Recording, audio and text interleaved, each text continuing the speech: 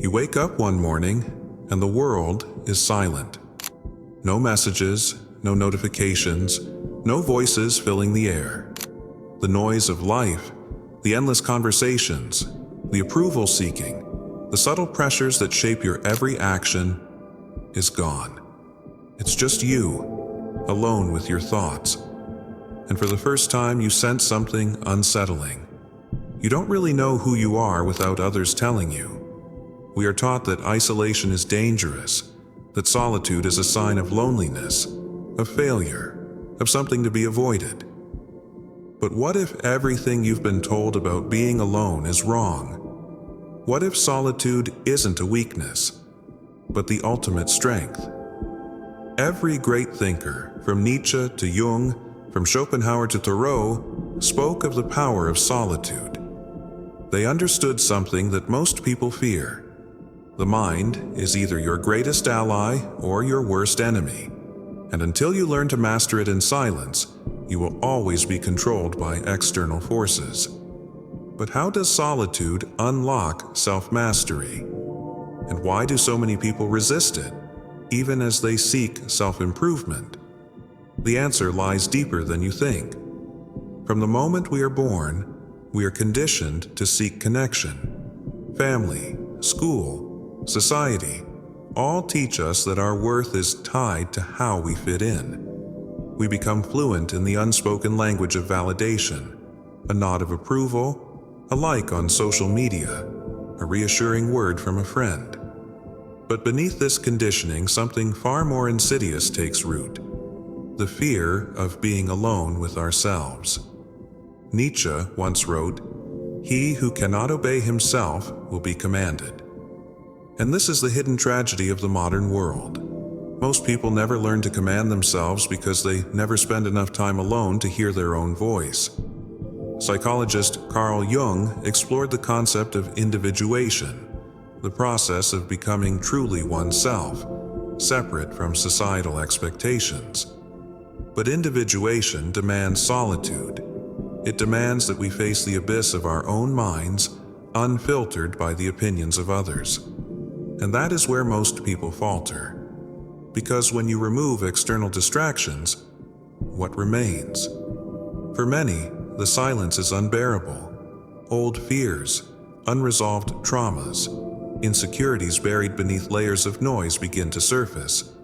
So, instead of embracing solitude, people drown themselves in endless stimulation, scrolling through social media, seeking constant company, numbing their thoughts with entertainment. But here's the paradox. By avoiding solitude, we trap ourselves in the very cycle that keeps us weak.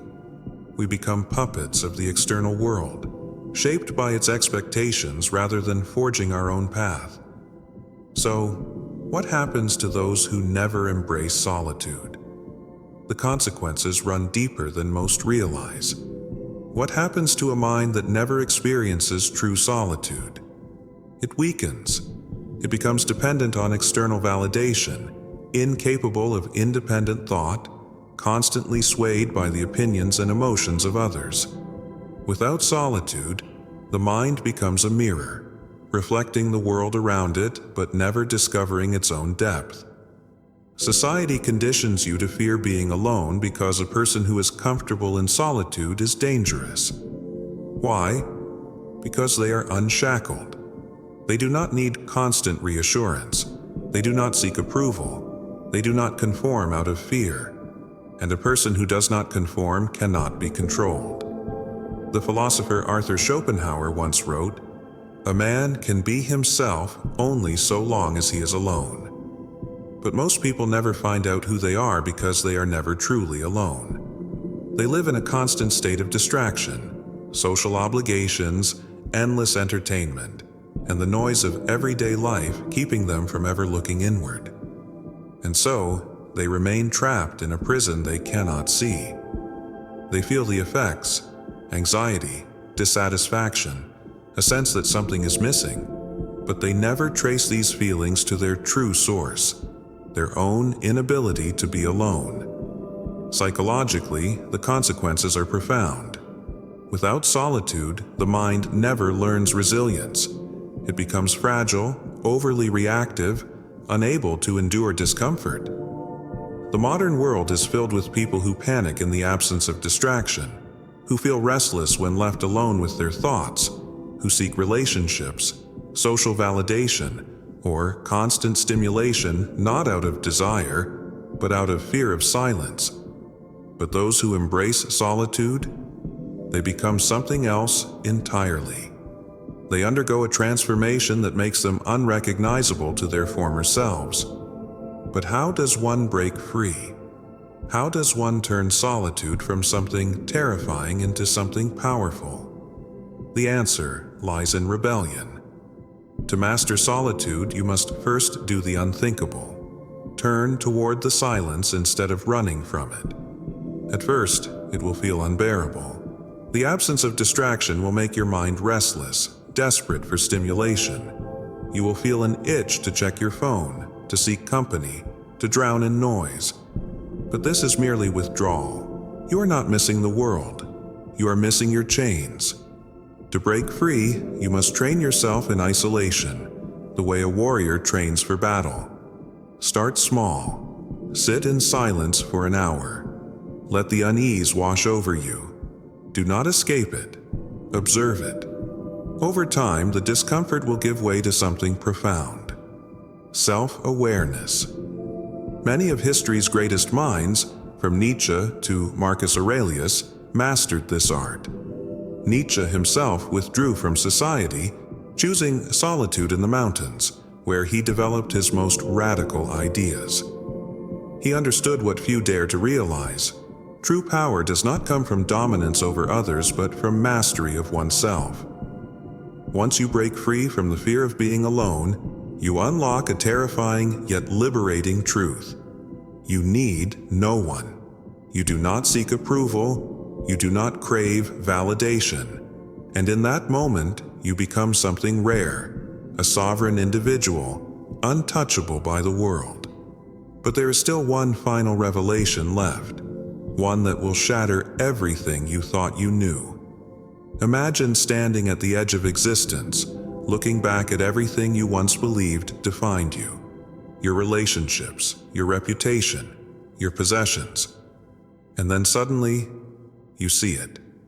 None of it ever truly belonged to you. Not the praise, not the criticism, not the love, not the rejection. Every attachment was a borrowed illusion, a reflection cast upon you by others. This is the moment of liberation. This is where the unbreakable mind is born. Solitude does not weaken you. It reveals you. It strips away the noise of the world, leaving only the raw essence of who you are. And this is terrifying. Most people will do anything to avoid this confrontation. They will fill their lives with distractions, numbing themselves to the one thing that could set them free: self-knowledge.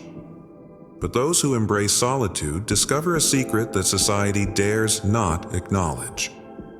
When you master being alone, you become invincible. You are no longer controlled by the opinions of others. You do not seek validation because you have built your own foundation. You do not fear loss because you have nothing to lose. Nietzsche understood this. Become who you are, he said.